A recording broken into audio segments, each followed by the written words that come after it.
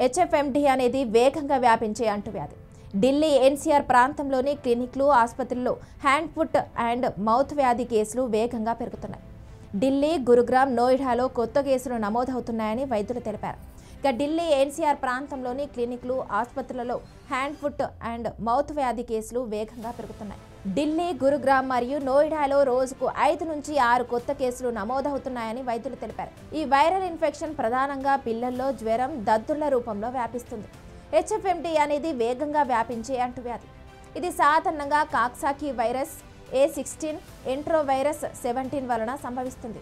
మురికి చేతులు, కలుషితమైన ఉపరితలాలు లేదా ప్రత్యక్ష సంబంధం ద్వారా ఈ వైరస్ వ్యాపిస్తుంది. వర్షాకాలంలో వైరస్ మరింత చురుకుగా మారడంతో కేసులు పెరుగుతున్నాయని నిపుణులు సూచిస్తున్నారు. ఇక పాఠశాల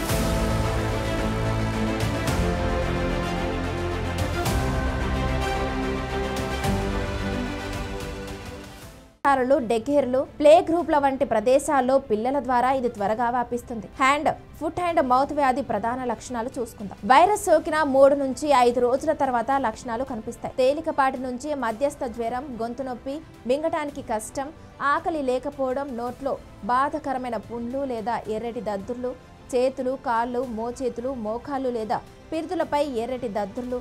చాలా మంది పిల్లలు వారం నుంచి 10 రోజుల్లో కోలుకుంటారు. వైరస్ లాలాజలం, ముక్కు స్రావం, పొక్కుల నుంచి వచ్చే ద్రవం, బలం ద్వారా కూడా వ్యాపిస్తుంది.